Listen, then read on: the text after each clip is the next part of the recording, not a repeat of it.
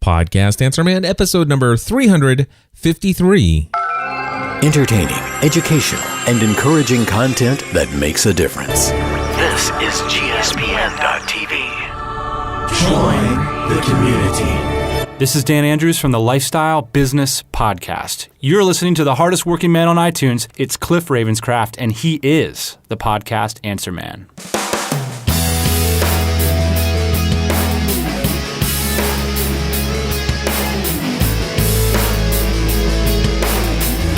Well, hello everyone, and welcome back to another episode of Podcast Answer Man. My name is Cliff Ravenscraft, and this, my friends, is the podcast devoted to helping you take your message, your business, and your life to the next level.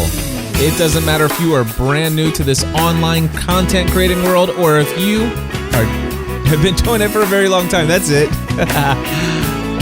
There's something we can all do to take everything we do in life to the next level. That's right, my friends. And if you want to kind of get a feel for what I'm going to talk about in this episode, I've got a couple questions here that have come up. First and foremost, a lot of questions have been coming up lately about why do I recommend not using the Libsyn RSS feed? I know that some of my friends out there who have been emailing me have had some conversations with certain people at Libsyn, and they are adamant that you should use Libsyn RSS feeds and Libsyn everything else that Libsyn has to offer. And I love my friends at Libsyn, but I do have reasons why I only personally use Libsyn as a media host and for stats and nothing else. And it's the same thing I recommend for all of my clients and all of my students as well. I don't think that it's the end of the world if you use them for your website, if you use them for your RSS feed, and all those other things, but there is a reason why I do not, and I will share with you my thinking behind that in this episode. Next up, I am going to take a couple questions off the voicemail feedback hotline. One is from Gina, and she wants to know about my thoughts on how to have a co-host who is not in the studio with you. And if you have that arrangement, how do you actually have a conversation in your podcast without consistently interrupting each other? Then I'll have another question off the voicemail feedback hotline where Jeff wants to know, is it possible for a sports talk show to dip into the entrepreneurial space? And then one other thing off the voicemail feedback hotline from Butch Gibson. He actually left me a 3-minute and 18-second voice message that has no question whatsoever, but it certainly has his thoughts on a certain topic, and I thought the topic would be interesting to actually have a conversation about. So that, my friends, is what's going to be covered in this episode. I don't think there's going to be anything else, but you never know with me. Let's start things off, however, by talking about the first topic that I mentioned, and that is, why do I not use Libsyn's RSS feed? Why do I recommend having your own self-hosted WordPress website where you have your own hosting provider and where you are basically, now of course I do not recommend that you take your MP3 files and upload it to your hosting account.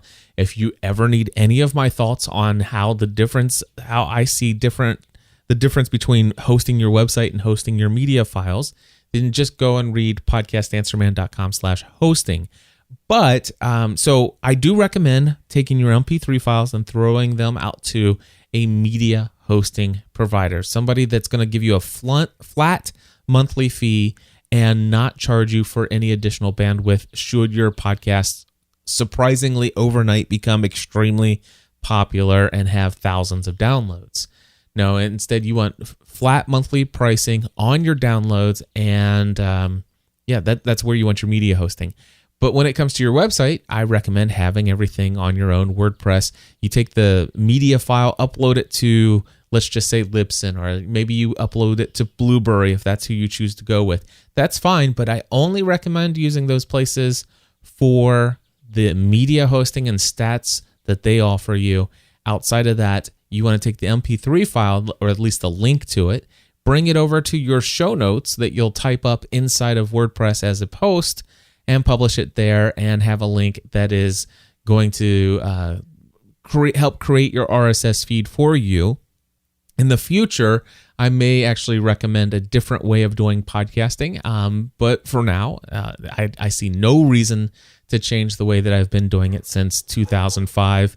And I don't see any need to change that anywhere near in the future either. But anyway, so what we do is we bring the MP3 or the link to the MP3 file over to our WordPress post. And then what I recommend is using, at least for the base of your RSS feed, I recommend using the WordPress feed from your site, or at least from the category of your podcast. And give me a second. I have to close my door here. And looks like the kids and everybody's getting home from school right now. So yeah, so we're using the category RSS feed off your website. And yes, I am still personally, and with all of my clients and students, I am still having them set everything up to actually take that feed and run it through FeedBurner. I still think that there are some benefits there that outweigh any of the drawbacks that exist. And so that is what I'm having them do. And it's mostly due to the fact that this is a system and setup that works all the time rather than most of the time or some of the time, depending on conflicts with other plugins and stuff like that. So I do have reasons to do all of these things. But why? If I say that Libsyn is a good company for hosting your media files, that it's a fair price, and all of these other things, then why, Cliff, do you disagree with the folks over at Libsyn about using their RSS feed? Well, here's the deal. I do not believe that anything is going to happen to Libsyn in the near future, and hopefully, I don't think that anything's going to happen to Libsyn in the far off future, the distant future. But the reality is that this is a company that is owned by people who have to make money, and thankfully, at this time, Libsyn, does have a platform, has a mechanism, has a method for generating revenue from their hosting account. Now, are there some podcasters out there that are paying a flat monthly fee and they're getting tens of thousands of downloads per episode, or at least thousands of downloads per episode, and they're putting tons of episodes on there, and sure, they have bigger accounts, but still they're paying a flat monthly fee of not a lot. Is it possible that that's actually costing them a little bit of money to have those quote unquote podcasters on their server? Maybe. I don't know the answer to that question, but the reality is that there are literally thousands of podcasters out there who are paying the same exact flat monthly fee for whatever account size that they have for themselves. That is still an affordable cost for creating an audio podcast and hosting your media files there, knowing that you have a flat monthly fee. And they're actually making, the margins probably a little bit higher, or quite a bit higher, I would assume, on some of the shows with lower download numbers. It's just how the pricing model is set up. But anyway, I feel that Libsyn is probably, in my mind, a profitable company. It's been around since at least 2006, if not 2005, but I think it was 2006. Anyway, the reality is that Libsyn's been around for a very long time, and I've been with them since 2006, and I've never once regretted it. Never once have I regretted it.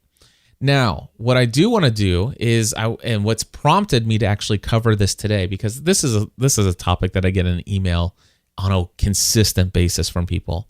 Why shouldn't I use the Libsyn feed? Why shouldn't I use the Libsyn feed? And I know that Libsyn people are over there right now. They're all listening to my voice because somebody told them about it, and they're all cringing. I'm sorry. Actually, no, I'm not. I'm not sorry. I'm just sharing my thoughts and opinions on this subject, and they shouldn't be cringing too much because I send them lots and lots and lots of new clients who gladly pay their monthly fees to host their audio files on Libsyn. And I mean lots. I mean hundreds per year minimum, because I know that many of my A to Z students go through their accounts. And that's just my A to Z students that I am aware of. So I know that they're not too unhappy. I know they don't like what I'm about ready to tell you. And the reason why I'm covering this today is because on April 8th. Now, today is April 17th. All right. Back on April 8th, I believe it is, I just got wind of the fact that Mevio announced that it was shutting things down.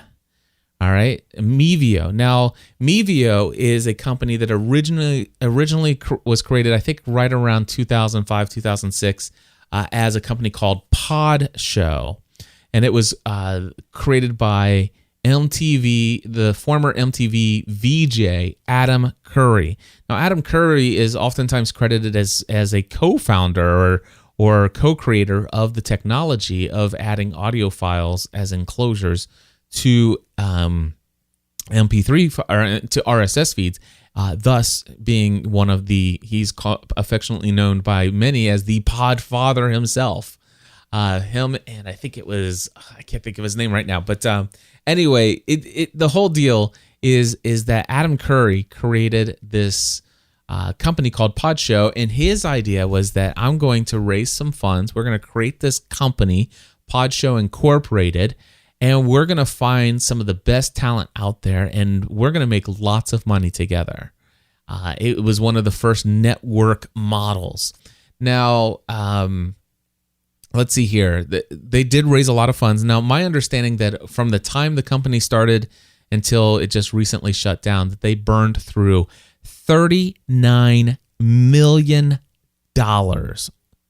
and it's all gone. Now, unfortunately, I could not go to Mevio.com and verify anything there, and some of this information is just I've read it around the web from people who are close to the story, but none of this information links to solid, quotable sources. So understand, I'm sharing with you things that I've heard, and of course, I do know that it was originally Podshow. I do know it was Adam Curry, and I know that he had a method for bringing in some of the greater talent and offering to pay them to produce their show. Callie Lewis got started when she had GeekBeat.tv, and there are a couple others. Adam personally emailed me and asked me if I would be a part of Podshow with my Lost podcast back in the day. He was one of my subscribers and loved the show.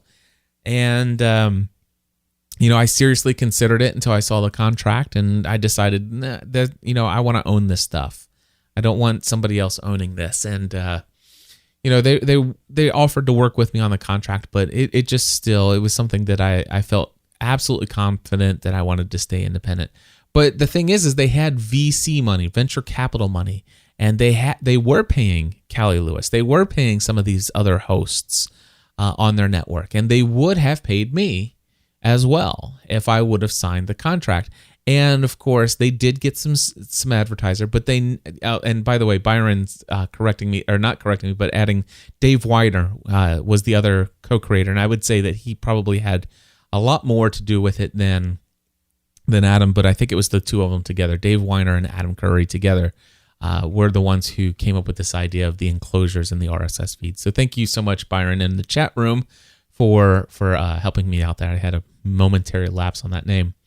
But anyway, so Podshow, it was this big thing. It was, they had lots of fun doing it. I really enjoyed a lot of the content that they were creating. They created this network of premium podcasters that they would offer to pay money to. And then, of course, they also opened it up and said, you know what, we're also going to create a platform where you can host your show on Podshow for free, even if you're not a network. Partner with us, as long as for in exchange for your free bandwidth that we're going to give you, we may run some advertising on it, and that's how you get paid. That's how we get paid for your for the bandwidth services that we offer you. Is we might run our ads on your shows. Anyway, back in 2008 or 2009, I'm not sure.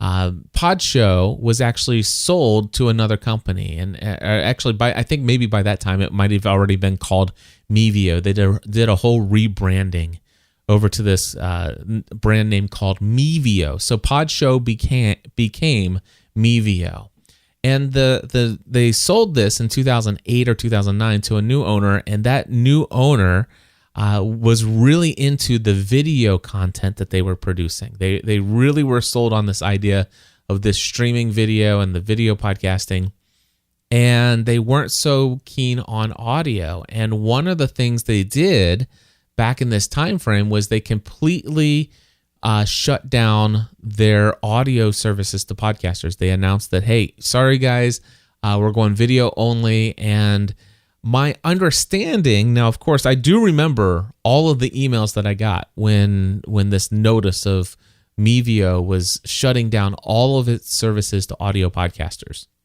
and stuff. But one of the things that I read online earlier today is that about a week later, or maybe about a weekend later, they actually backtracked and said that they had made a mistake, and that, they kind of, said, will you forgive us? I'm sorry, we were wrong. We just can't live without you. Cue up the music kind of deal. But anyway, the sad story is that now, after trying to find a way to make money, they still were never able to do it. They really could not break out of this advertising model, this radio model, and well, the reality is, I believe that Mevio / Pod Show Incorporated, or whatever it was called, I believe that it could have made money. I believe that it was possible. I believe that some of the vision that they had could have worked out, but for whatever reason, I don't know what it is. But man, a lot of these companies get this venture capital, and they get these millions and millions and millions of dollars, and the next thing you know, they're doing crazy, stupid stuff with that money. I don't know what it is that causes them to do that, but they do. Anyway, on April 8th, 2014, Mevio announced that they were shutting down Mevio altogether. Not just audio podcasting, but everything. All of those shows, all of the shows that were on their network, completely 100% were shutting it down. And all they gave was a 10-day notice. Now, I went to see if I could find any kind of documentation on their site, but basically, from what I'm hearing, I couldn't find it. But they said on April 18th, Mevio announced it was shutting things down. They only gave a 10 notice, stating that the service would end on April 18th, that you had until April 18th to get your content off of their site and find other arrangements. Now, again, this is coming from people who were content creators with them, but again, I don't have any original source documentation. And here's the deal. If you go to Mevio right now, if I go to Mevio.com, that's MEVIO.com, there's no website there. In fact, to be able to get in, you need a username and a password. So the site is currently down. I would imagine that if you're on their network, they would give you the username and password so you can get in and do whatever it is you need to do, and then get your stuff and get out. I don't know if they're necessarily like that about it, but the thing is that this is a service that offered hosting, bandwidth, and all kinds of other benefits. Come host with us. Come host with us. And by the way, yes. And for many of those podcasters, yes, they do have the RSS feeds. They're the ones who are the originator of the RSS feeds. And so now what has to happen, if for every single show that's on Mevio, those hosts have until the 18th of April, they had a total of 10 days to get their RSS feeds all switched over to something else. And imagine if that were your podcast, and during those 10 days, you happen to be in a season of life where you're busy doing something else. I'll get back to that in just a moment. But it reminds me of another service called Blip.tv. Let me just share that this is December 2011. I'm going to just read this note to you. Now, this is something that I found the original source on. It says, at Blip.tv, we're focused on being the best home for high-quality original episodic video web series. To that end, we have focused on making our upload process as easy and foolproof as possible. For a number of years, we've permitted the upload of non-video formats. But beginning December 13th, 2011, we will be turning off the ability to upload all audio-only formats, including MP3. Pro accounts will still have the ability to create an MP3 conversion from their original source video files, but direct MP3 uploads will no longer be allowed. If you are uploading an audio-only podcast, we strongly recommend using a more appropriate platform such as Libsyn or Podbean. By next week at the latest, we will begin offering an option in your dashboard to redirect your current RSS feed that we have been doing for you. I'm adding that part to a new location. This will allow iTunes to move your subscribers over to your new feed and host automatically. Now, that was back in 2011. Now, from my understanding is that they were going to continue to do video podcasting and hosting of video podcasting, and I may or may not be right, but I think recently I've been getting a lot of emails from people who have had a video podcast on blip.tv who seem to be telling me something's going on and that they're being required to move away from that service altogether as a podcaster. I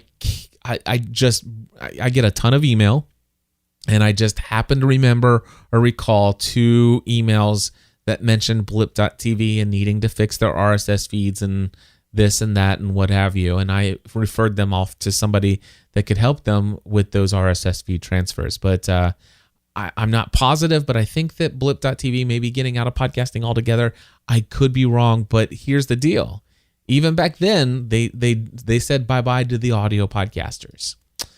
Then we go back to December 2008. Matter of fact, I remember this one perfectly. I was almost ready to sign a contract. It was probably 2 weeks after I finally made the decision. I'm not going to sign a contract with Podango. Podango.com. I don't even know if that even pulls up anything anymore these days. Let's take a look here. Podango.com.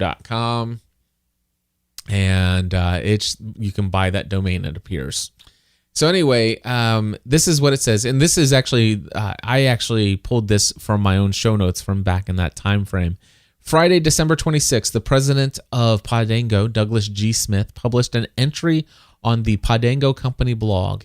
In the post, Doug writes, "Our ability to continue operations past the end of this year, 2008, is in question. We do not want any of you or any of your shows to be negatively affected by this uncertainty, and so we are encouraging you to begin taking all necessary steps to secure your data and begin moving to another hosting provider.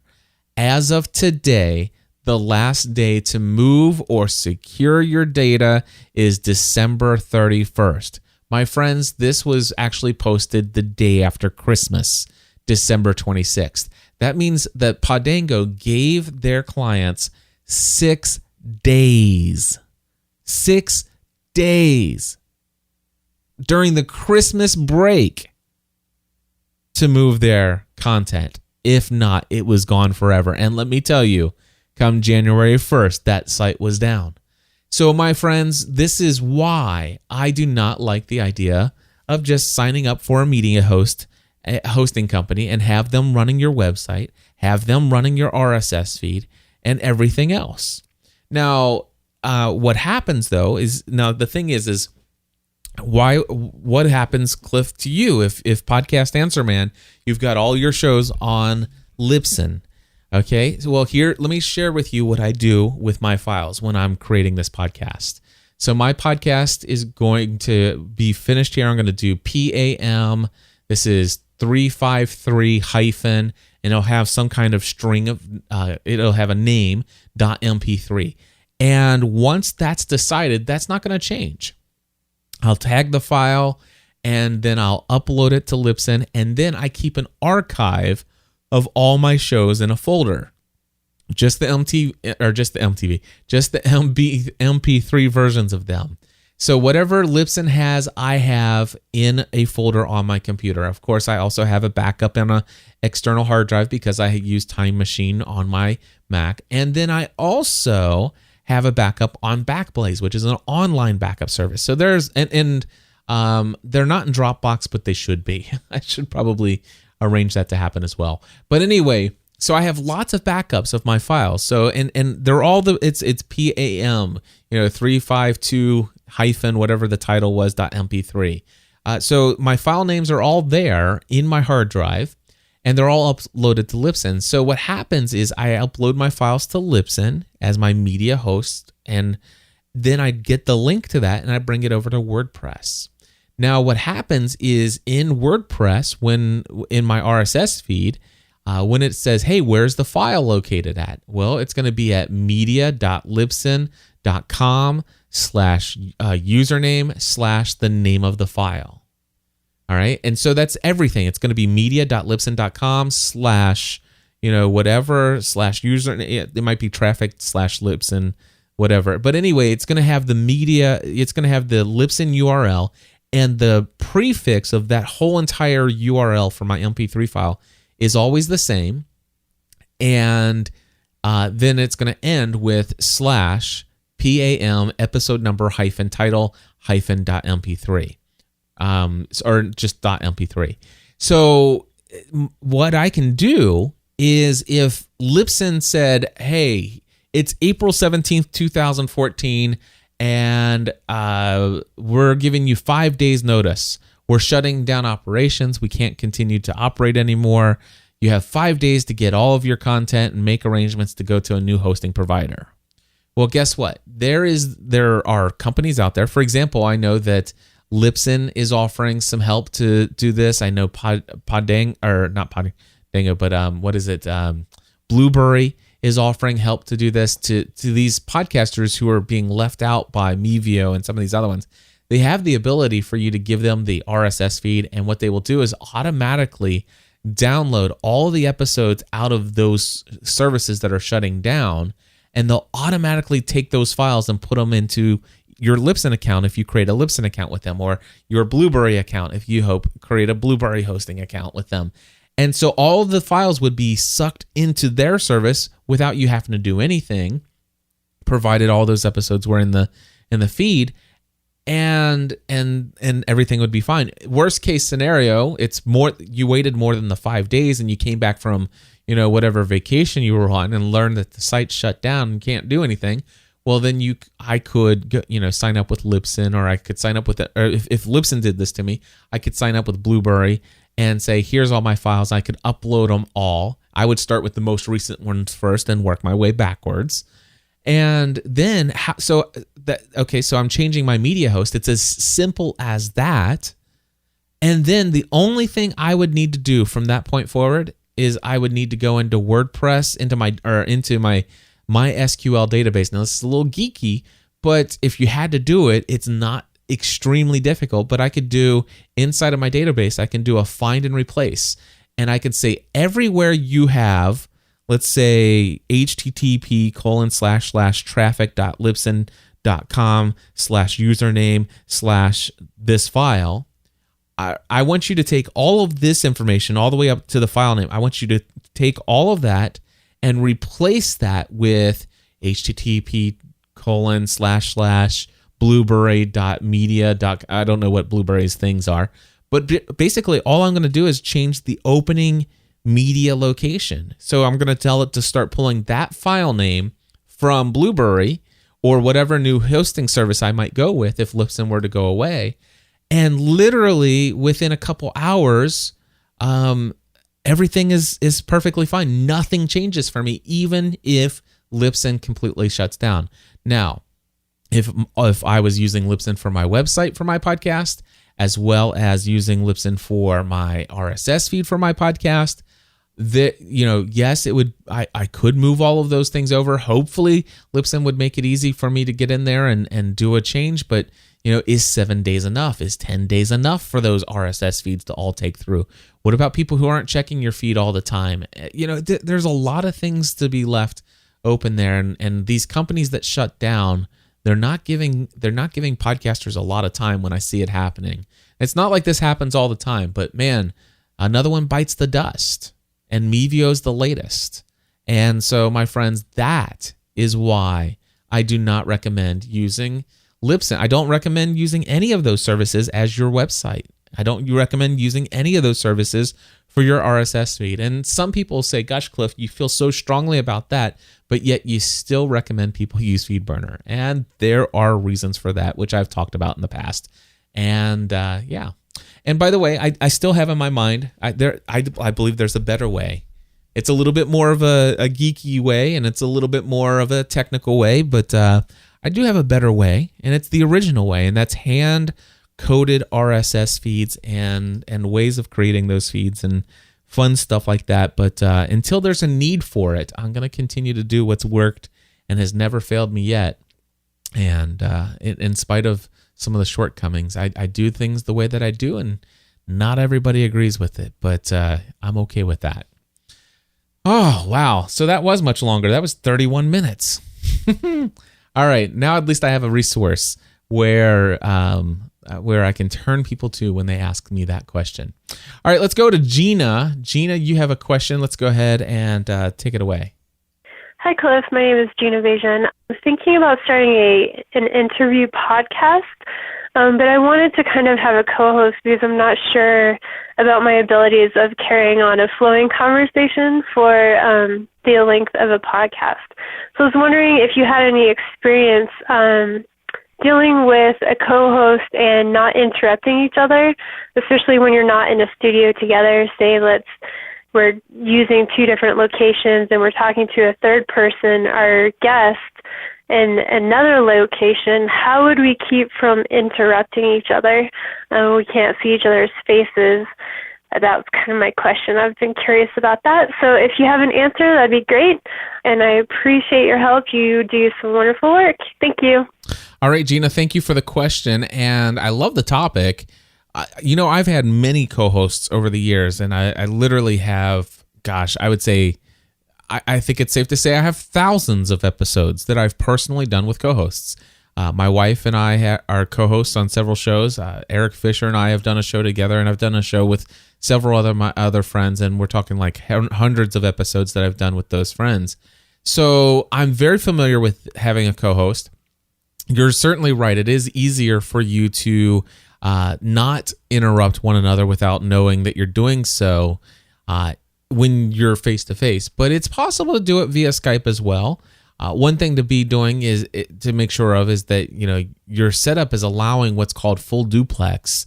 And I have seen this problem with Skype before, where if the other person's talking and you try to say something while they're still talking, Skype, for whatever reason, is not allowing your voice to go through to their headphones. One of the things that I would recommend you do is kind of test and see if that's working out for you, just so you know. Because if everything's working properly, and I don't have a fix, by the way, for if it's not working properly, but if everything's working properly, let's just say Eric Fisher and I are doing a co-hosted segment of social media, a segment here for Podcast Answer Man. If everything's working correctly and Eric is actually talking about something, and he is on a tyrant about something that he believes strongly in, and all of a sudden I disagree and say, whoa, wait a minute, Eric. He should be able to hear me even though he's still talking. And if so, he and I both know and have this, it's probably an unspoken agreement, but he and I both understand that only one of us, it really makes only sense for one of us to be talking at a time. And that if we interrupt one another to say something, then the other person kind of just says, "Oh, okay, I'll yield the floor to you, or I'll yield the microphone to you." And by the way, I just want to say this: sometimes it can be a good thing to interrupt your co-host. That's one of the things that's kind of nice about having a co-host, is that it gives you the ability to do some interrupting. So don't worry about interrupting all the time. One of the things that I can say, though, is that when you have a co-host, let's forget about the interview for just a second, but let's just say you have a show and you both have lots of things you want to talk about. It's helpful in those scenarios to kind of have a bullet point list of things you want to introduce in the show as far as things to discuss. And what you can do is, before the show starts, you look at that bullet point list and you kind of assign topics per bullet point to one of the two of you. So Father Roderick and I used to do a podcast called Balanced Living Weekly together, and I would say, here are the topics that we're going to do. Okay, I'm going to go ahead and talk about this first one. You want to talk about this next one? He goes, well, I kind of would rather you talk about that one. I say, I'll tell you what, let me give you the first one. I'll do the second one. How about you do this one? Or we might switch up the order, but we kind of bounce back and forth. And what we do is you kind of get into a groove. It takes a little time for you to work together, but there are some times when you can get to the place where you're starting to get to know your co-host so well that you can tell when they're sort of wrapping to a point, where they're starting to run things down to a certain level where they're asking, without even saying, so what do you think? You can tell that they're ready for you now to take over the conversation. And maybe there's a slight pause or something like that. And maybe there's a long, awkward pause, and you could leave that in, or you can go ahead and roll with the flow and take out the long, awkward pause in post-production. But I think the one thing that you can do is you can work on this together with your co-host, and you'll get better and better and better. However, there is one other thing that you can do, especially in the situation where you have that interviewee that you're both talking to. And that is, well, don't forget that if you've got your co-host coming in on Skype, you have the ability to text chat via Skype as well. You're both connected. You got the window open. Just make sure you both have the text box open, and you can actually be chatting with each other as you're having a conversation. Eric and I do this quite often. Well, maybe not as often now as we used to, but Eric Fisher and I used to do this quite a bit. He would be saying something, and I would say, hey, I would type in, hey, Eric, I have a quick question. And Eric will finish whatever his thought is, and he says, I think, Cliff, you've got a question. Go ahead. And he would cue me up, and boom, he'd throw me a softball, and I'd hit it out of the park. And we would bounce it back and forth that way by cueing each other via the text chat inside of Skype. Now, a couple things that you want to make sure there is that you disable the sound effects that are commonly default by Skype. You can go into Skype preferences and go into notifications and turn off all those annoying sounds. And of course, the other thing is you want to make sure that your microphones aren't gained up so high that you hear all this banging on the keyboard or the typing that you're doing in the background. So hopefully that is helpful to you as well. But Gina, those are my thoughts right off the top of my head on how you can have a co-host without interrupting each other so much. But again, make sure you allow yourself to interrupt each other every now and then. Have fun with it. All right, Jeff is next. Jeff, take it away, my friend. Hi, Cliff. My name is Jeff, and I am calling from Easton, Pennsylvania, and had a question for you for the podcast Answer Man podcast. I have been listening to the podcast Answer Man podcast for many months now, and back in April, you helped me through your podcast products get my website and podcast started, so thank you so much for that. My podcast, which is called the Philadelphia Sports Table, is dedicated to Philly sports talk. And like you say, providing the best content as possible is what we continually strive to do. However, the more I listen to your podcasts and your guests, I don't seem to fit the entrepreneur mentality that's consistently talked about on your show. I'm not selling products. In fact, I'm not selling anything for my podcast or website. However, that's something I'm currently looking into at the moment. I guess my question is, how can a sports talk podcast and website, which isn't a business, actually dive into the entrepreneurial aspects that you consistently talk about on your show? Is it even possible? So thanks so much for your time, Cliff, and any advice you can give would be appreciated. Take care. All right, Jeff, I do have a thought for you here. I love your question. You said, how can a sports talk podcast and website, which isn't a business, actually dive into the entrepreneurial aspects that you consistently talk about? Is it even possible? The answer is yes.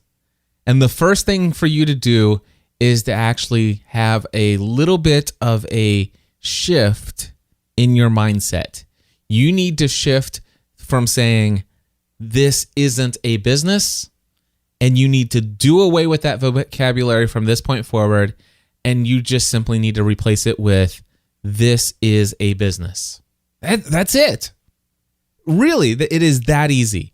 So what you want to do is you want to say, I have this Philadelphia Sports Table podcast, which is a business that generates income. Yes, it's something that I do. I love what I do, but it is a side business that I run on the side of whatever my day job is.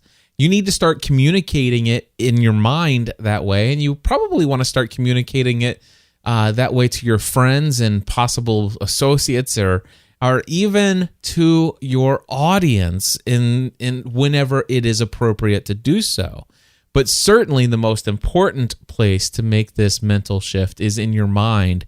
You are running a business, because if you're not running a business, then you won't necessarily be able to really dive into this place of where you can start generating revenue. It's a real hard thing for a lot of people to say, why should I be making any money from my hobby? Why should people pay me to do this? And I've seen that struggle a lot.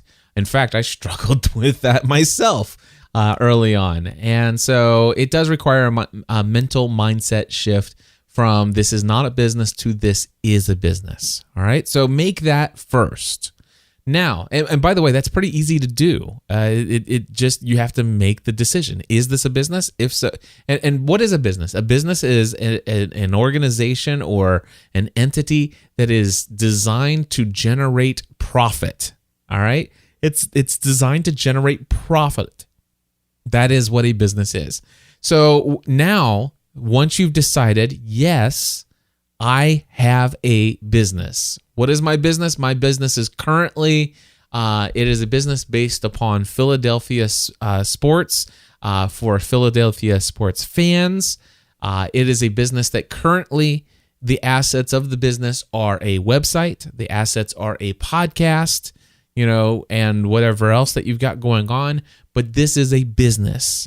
All right. Now, the next thing to do is to say, okay, how much money do I have as a goal for my business to generate?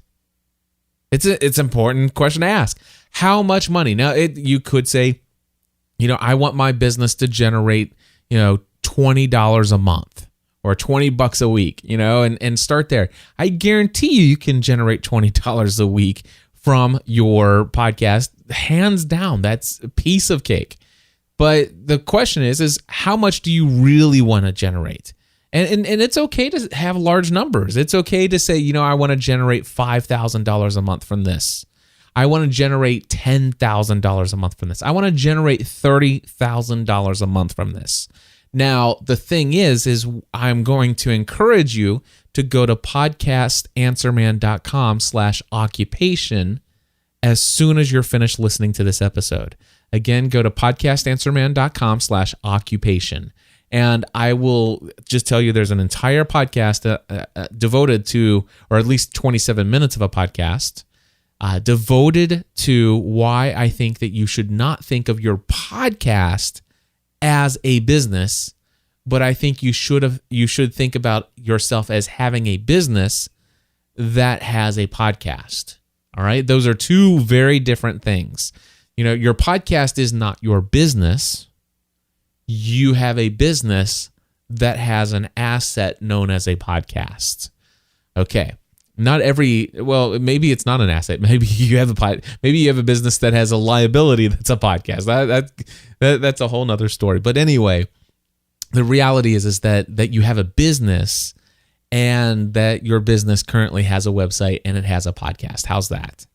So now, once you've decided how much money do I want to generate, let's just assume that since you, quote unquote, currently believe that what you've got going on is not a business, I'm assuming you're making nothing.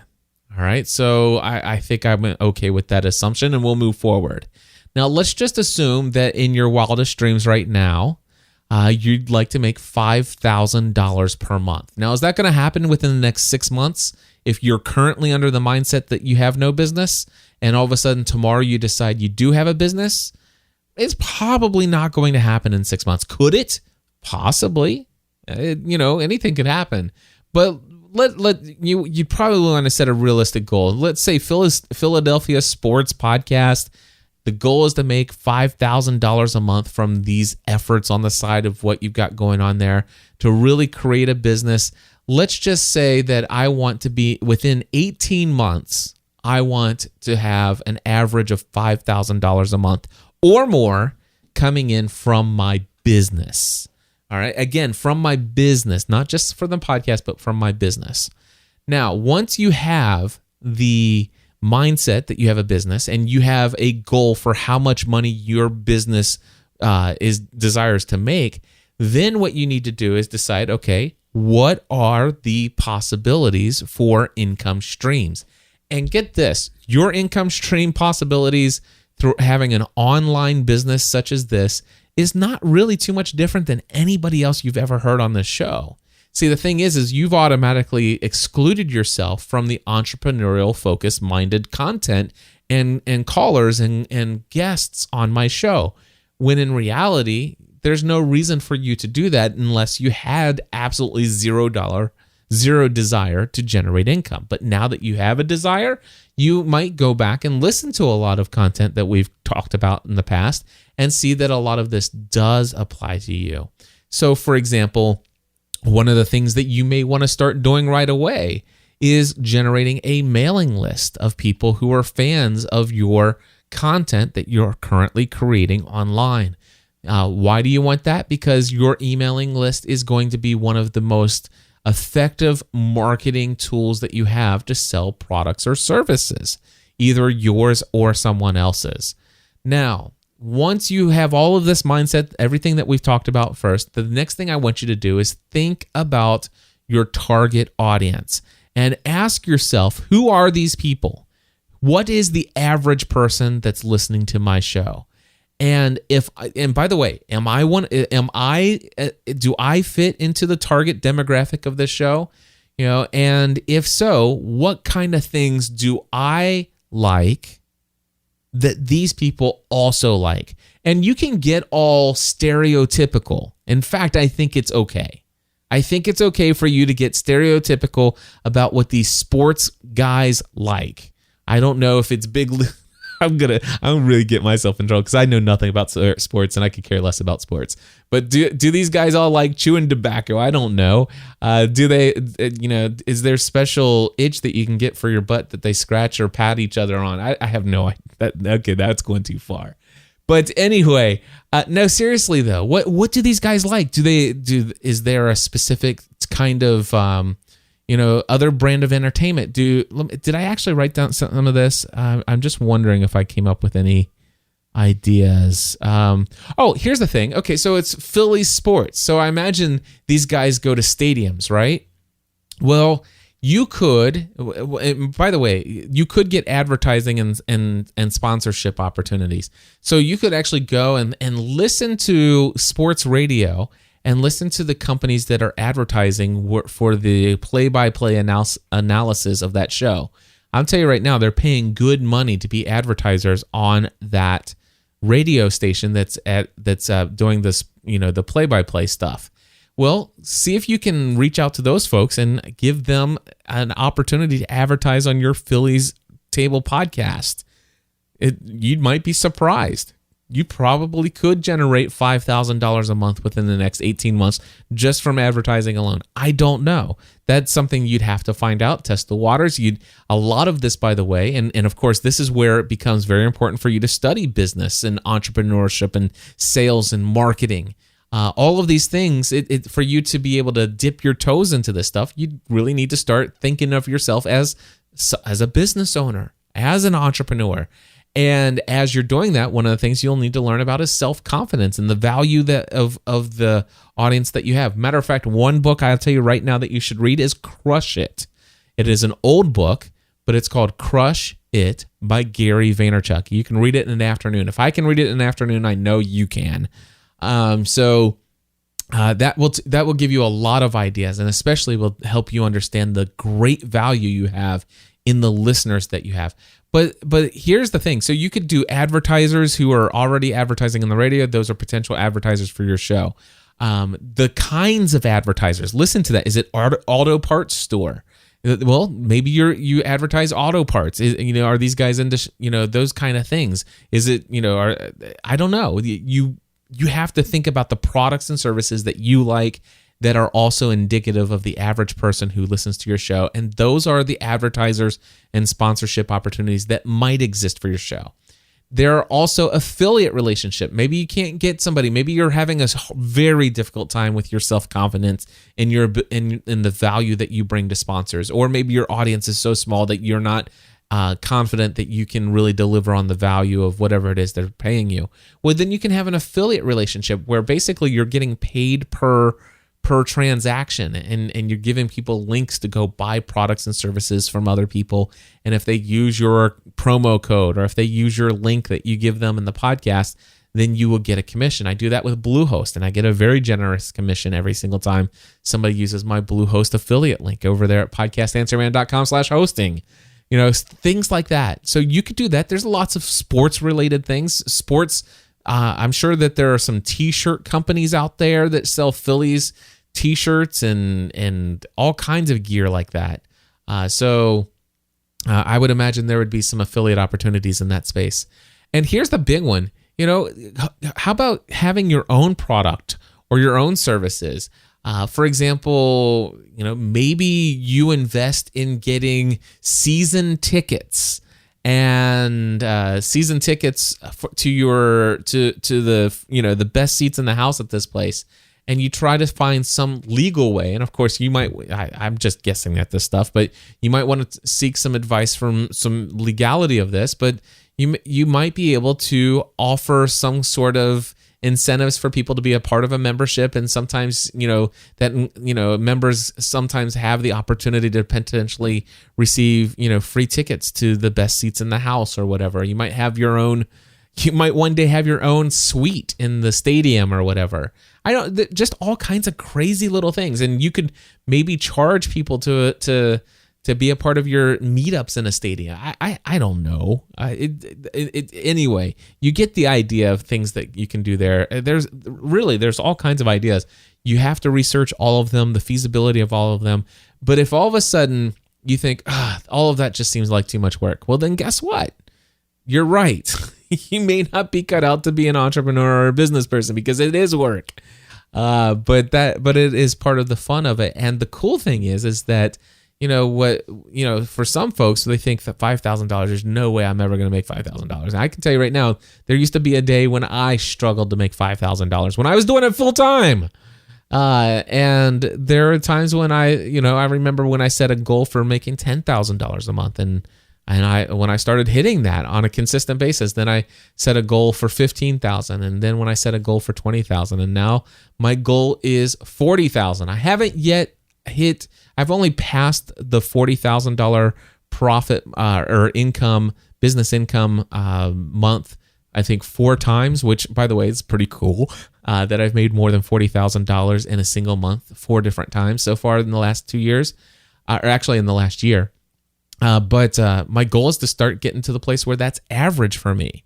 And I recently, for some of you that know this, I shut down the Podcast Mastermind. And I quit doing a major consulting gig with New Media Expo, and so I took a big chunk out of my income right now. But my goal is still $40,000 a month, and I'm hitting just over half of that on an average basis over the last couple months since making these changes. But here's the deal: you have to be willing to, in your mind, say this is a business. It is a business. It's not a hobby. It's not just playing around. I'm serious about this, and this is how much money I want to make. And that, my friend, is the only way you're going to be able to do it.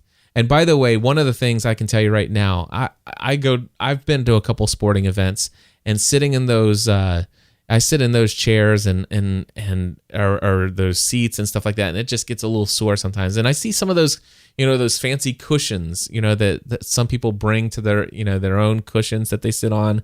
Or whatever. Just what if you just made your own, or you had a company that made them but branded them with your logo, and you get them really cheap because you buy them in quantity or bulk, and you sell them to your fans who are your diehard fans, and there are all kinds of opportunities. But anyway, Jeff, I am so delighted that you're thinking in that way.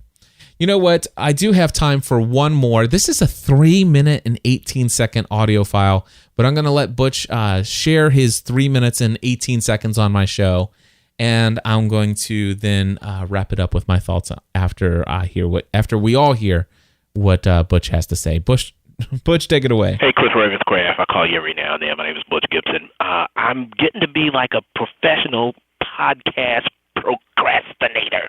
Never. I don't feel like I'll ever start my show. But look, sometimes, man, I listen to these podcasts and it's just comical to me. This is for maybe for the Podcast Answer Man, maybe just for not necessarily the Podcast Answer Man podcast, but just for Cliff Ravenscraft.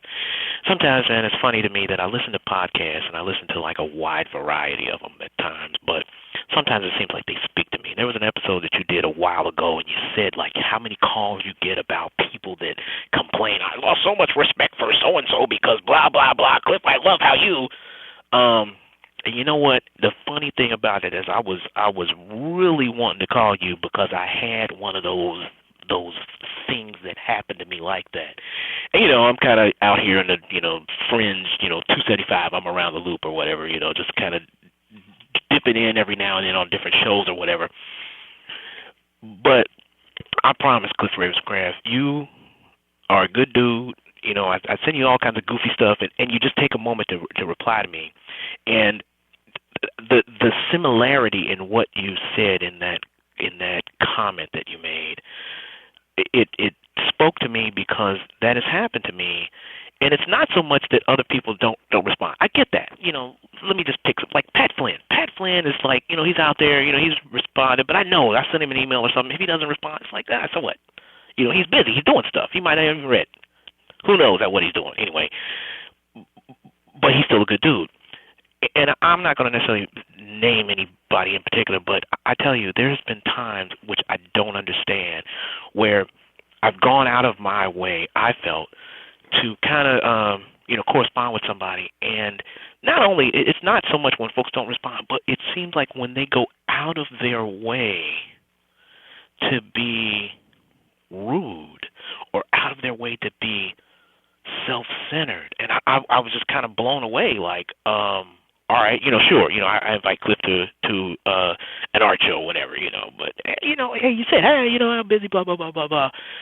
But it was just interesting that I had some other stuff that I had going on, and some folks just went out of their way to just be kind of rude, and it's just interesting, man. People are funny, man, but I praise God every day. I woke up today, and I was able to dial the numbers to call this and leave this voicemail. So that's a blessing.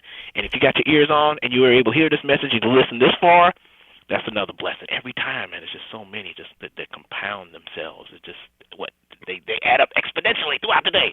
Anyway, man, keep up the good work. I hope that works out for you. I just started listening to something where you said you're going to start doing some daily podcasts so you can get your 4.5 to 5 mile walk in. Hope that works out. Hope you stay in good health and be blessed, man. Peace and blessings. I don't know. Maybe I'll talk to you again. One of these days, we're going to bump into each other. One of these days, I'm going to just shake your hand and say, hey, man, you're doing a good job, and I get to say that in person. All right, man. Peace. All right.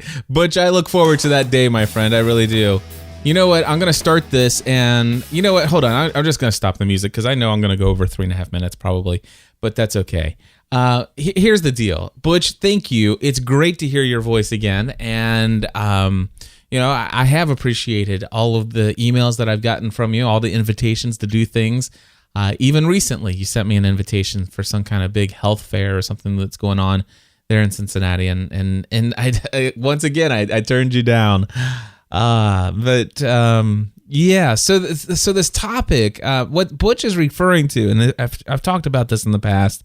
I recently, had somebody in an A to Z course. Gosh, it was probably about 6 months ago, maybe even a whole year ago, where somebody was going on and on about how much they appreciated how attentive I was to their every need. And it's so nice that when somebody's achieved the level of success that I have, that I still take the time to personally care and show so much attention towards, the average listener and stuff like that. And while I definitely am very appreciative of that feedback, the reality is that this person was paying, they either got the early bird discount for, $1,500 to go through a 4-week course with me, or they paid the full $2,000 to go through the 4-week course with me if they signed up, just before the course started. And so I had to remind this person that, hey, I want you to know that I really wish I gave every single person the type of care and attention that I've given to you, but I want you to understand that what you've received over the 4 weeks of this course is, well, you've gotten a lot of attention while I've ignored hundreds and hundreds and hundreds of other people in my email inbox. Now, when I say ignored them, I'm still not at a place where I'm totally ignoring people. I still respond to every email that comes into my email inbox. And there's, between 40 to at least 100 plus emails every single day that still shows up in my inbox. That's not spam. That's not all that other auto-generated stuff. These are real, genuine emails from real live human beings who are telling me their story. It's usually a minimum of 3 paragraphs, sometimes 6, where they tell me their entire story about, how they found me, what they've been doing over the last, 15 years of their life, and why podcasting is so absolutely essential that they get into it, and why they've fallen in love with it. And usually somewhere in the last paragraph or last 2 or 3 paragraphs, there's anywhere between 1 to sometimes 5, 6, or 7 quote unquote quick questions. The reality is there's not enough time in the day for me to answer all of those. It's just not possible. Now, do I answer all my emails? Yes, but oftentimes I do respond with something that might even be construed as being rude. And it's not because I don't care, because I do. I genuinely care about every single person, but I am not able to give every single person the amount of time that I believe that they are, that they are worth. I don't know what the word I'm even thinking of, but the reality is that while some people might think of, let's just say somebody out there who is one of my peers, or somebody who is even further along in their success than I am, much further along in their success than I am, that, it may be very common that you might send them an email and never receive a response. That's very possible. Usually some of the company that I keep, you're probably going to get a response. And it's going to be a well thought out, pre-scripted response that's been sent by their assistant. But it's something that, to be honest with you, the person that you sent the email to never saw the email. Their assistant saw the email, briefly glanced over the email, and chose the best pre-scripted response for you. That's how that works. Some people see that as rude. I just have a hard time seeing that as rude. Now, there are some of those people who actually are still kind of getting into their email, and they are sending you something back, and it is from them. They actually did either glance at your, very long email, or they did read the whole email if it's short enough, or if they had enough extra time to read the whole email. And then in response, they may have sent you something that seemed not necessarily indicative of what you might have expected as a result of the message that you sent. It might be a one simple thing. I'm sorry, I'm unable to help you with this. I do wish you great success. And they had to hit send, and they moved on. And gosh, does that possibly sound very rude? Now, Butch, it sounds to me like somebody's actually, went out of the way to actually do something and actually say something offensive. And I'm glad you didn't share names, and I don't need to know who they are, and I'm sure you know who they are in that whole situation. But I do know that there are some times when, I've actually sent a couple emails and I feel rude sending it. But the reality is that I have no other option other than to stop everything that I'm doing and pick up the phone and call and talk to the people and give them anywhere between 20 minutes to 90 minutes of my time. It's the only way that I'm going to be able to deliver upon their expectations of what they're hoping to get from me, based upon whatever backstory they have. And let me tell you, I get emails. Today, it's Thursday, April 17th, 2014. I received an email from a gentleman in Africa who told me that my class for my Podcasting A to Z course is equivalent to what it would cost for anywhere between 1 week to 1 year's salary, and wanted to know if I could just take some time to get on the phone for a couple quick questions with him from South Africa. And the answer to the question was no, and I feel horrible, but I did link to him. I linked him to my absolutely free, 100% no cost at all tutorial that over 50,000 people have gone through. I linked him to some other resources and some other valuable communities of online podcasts where he can interact with these people.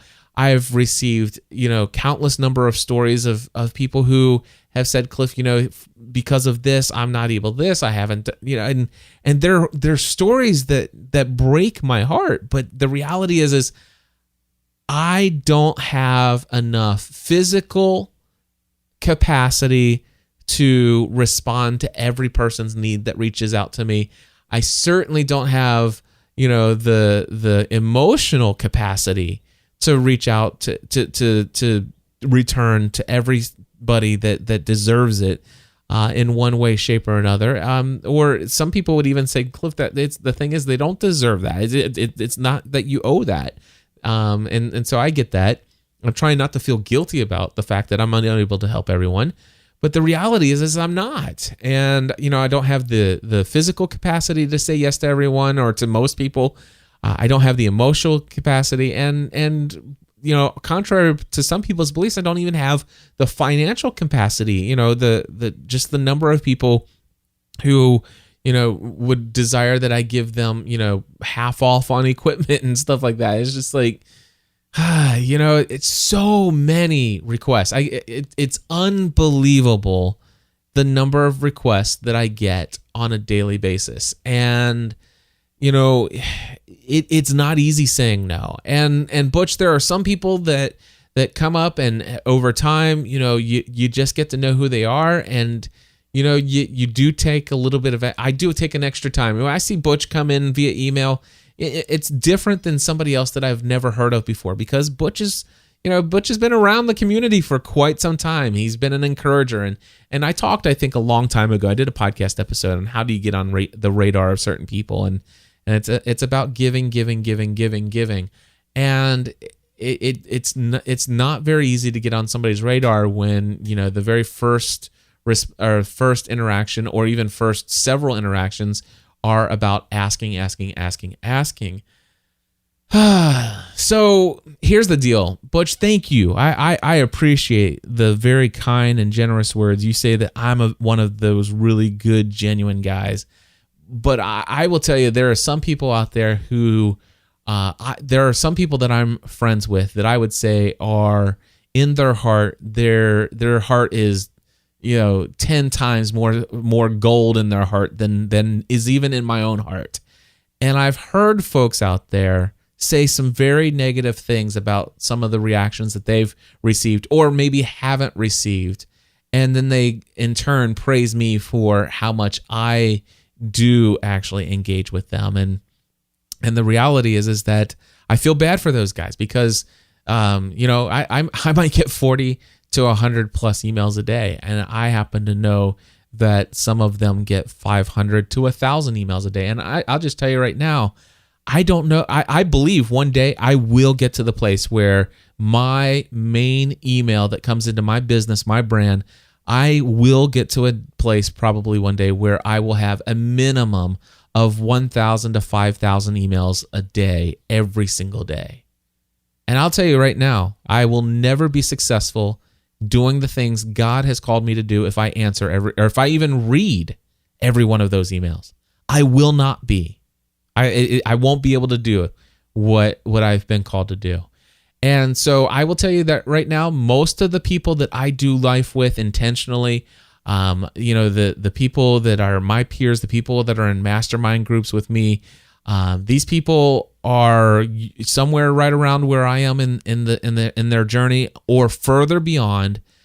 And if they're not already at a place where They have a private email inbox, and they have somebody else, an assistant, that actually monitors and responds to all the public email that comes into the main inbox for them. If they're not already in that situation, and I only know of probably 3 who are at my level or further on who haven't done that, they're actually in the process or thinking about switching over to that. And I've been thinking about it over the last 2.5 years myself, have not done it. Instead, each time I've made decisions to cut back on my commitments to income generating pursuits rather than cutting back on those sort of things. But I will tell you, that wasn't the only reason. The other reason is that, I just needed to do some things. I needed to prune a couple things back and actually start putting my efforts towards things that actually are going to be more productive with my time. And those are actually going to generate lots more emails than the other activities that I was doing. And guess what? There will be a time where, Butch, I might not even see your email when it comes in. That's hard to say. But it may happen one day. And I don't know. It's not an easy thing. And so I appreciate what you're saying. But my gosh, obviously, Butch, there's no question in my mind, based upon your feedback, that you are a man of faith. And as a man of faith, and a faith that I believe that I share with you, you understand what it means to actually be given unmerited favor, this thing we call grace. And I beg of everyone who's left me voicemail feedback for Podcast Answer Man. By the way, I played 3 pieces of audio feedback today. 2 of them were from September of last year. I just ask for your grace, and I ask for your grace to be extended to the other people that are successful, that inspire you, and understand that those of us who genuinely care are trying to live by the motto of doing for some what you wish you could do for everyone, but actually understanding emphatically that you cannot do for everyone what you wish you could do for them. It's not possible. You have to get to a place at some point during your journey of success and growth that you won't be able to do for everyone the things that they hope that you will be able to do for them, and the things that you wish you could do. So, yeah, that's the topic I wanted to bring out of that. But Butch, I appreciate you, my friend, and I do look forward to the opportunity of shaking your hand. In fact, send me another email. I'll be looking for it this time. And how about you and I get together for a Chipotle lunch? How about that? I'm opening that invitation to you. And I'll even buy. How's that? So just reach out to me, Butch, and we'll make it happen. But hey, I wish I could do that for all of you guys, but I can't. But that was the topic. That's why I wanted to put it in there. Thank you guys for tuning in to another episode of Podcast Answer Man. It's actually turned out much better than I thought it would from the beginning of the show, so I'm very happy with that. Special thank you to one individual who used my Bluehost affiliate link to sign up for another domain, kingdomforwardpc.com. Thank you. I received a very generous commission as a result of the registration of that domain using my Bluehost affiliate link over at podcastanswerman.com/hosting if you want to hear all of my thoughts about hosting your website and your media files. And of course, I do want to mention real quick, podcastingatoz.com, podcastingatoz.com. I already have, and I don't have it in front of me, but I think it's 4 people registered. 4 registered for my June 2nd course that's coming up. So already getting those filled in. Anyway, God bless you all, and I will be back again next week. And until then, I encourage you to take everything you do to the next level. Helping you take everything you do to the next level.